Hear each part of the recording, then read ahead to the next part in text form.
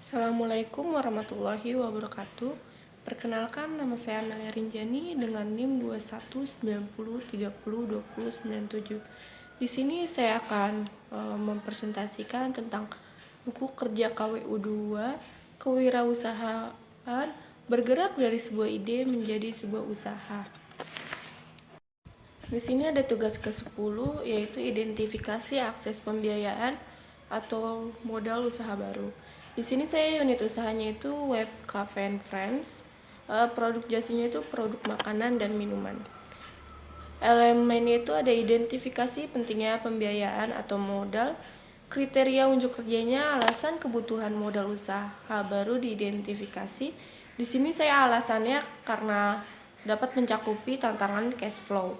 Dan sumber-sumber modal personal diidentifikasi dapat mencakupi dana pribadi pendiri, dana pribadi saya sendiri.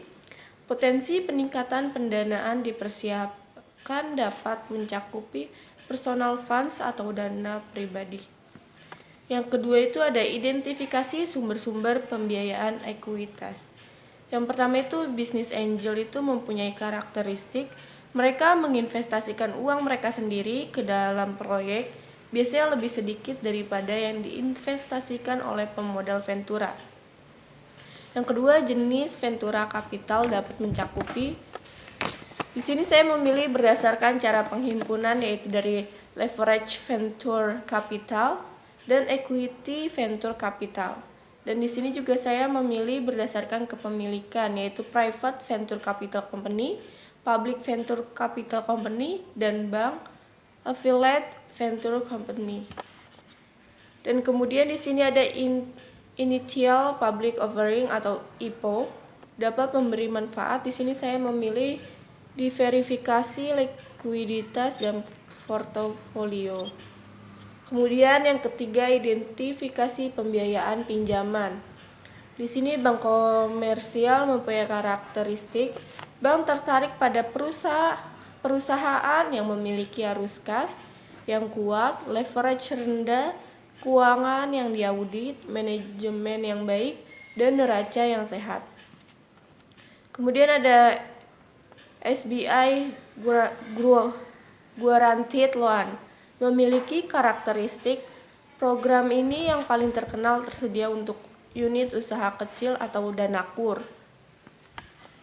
Kemudian ada sumber-sumber pinjaman lain dapat mencakupi teman dan keluarga. Kemudian nomor 4, identifikasi sumber-sumber kreatif, pembiayaan, dan modal. Leasing atau sewa memiliki karakteristik. Di sini saya memilih sewa merupakan perjanjian tertulis di mana pemilik properti mengizinkan seorang individu atau bisnis untuk menggunakan properti tersebut selama jangka waktu tertentu dengan imbalan pembayaran. Kemudian ada Small Business Innovation Research dan Small Business Technology Transfer.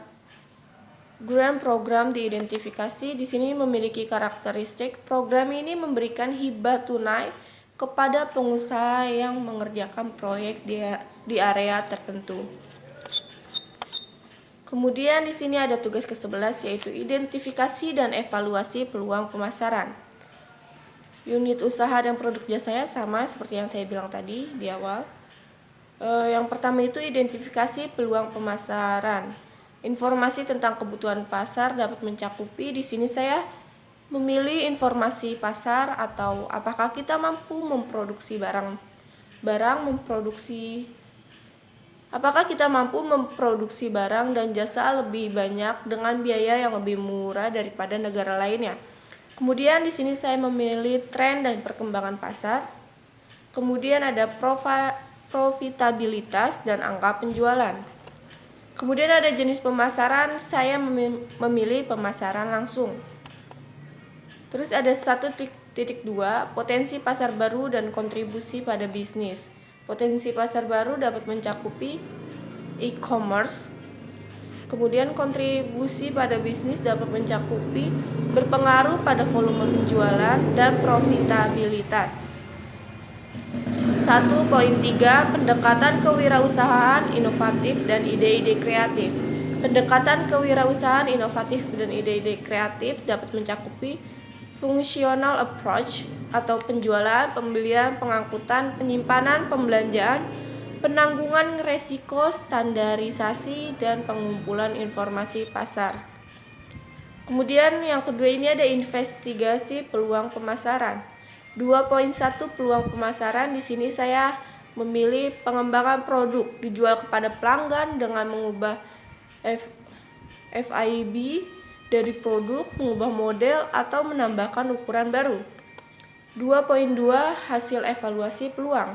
Di sini dapat mencakupi desain fungsional dari produk dan daya tarik penampilannya, daya tahan baku produk, keamanan produk tidak menimbulkan, standarisasi, kemudahan untuk diproduksi dan diproses, dan kemudahan untuk ditangani.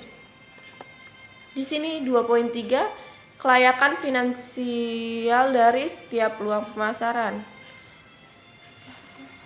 2.3 kelayakan finansial dari setiap peluang pemasaran.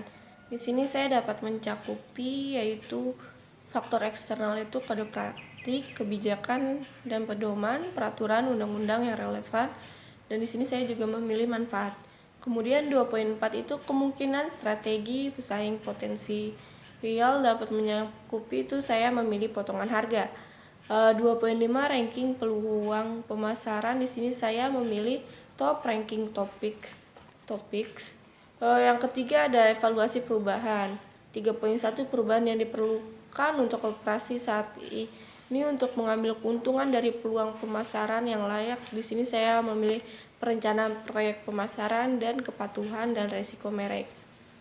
Kemudian 3.2 perubahan organisasi. Di sini saya memilih struktur organisasi berbasis produk dan struktur organisasi berorientasi pelanggan. 3.3 perkirakan kebutuhan sumber daya. Di sini saya memilih biaya promosi dan pelatihan staf.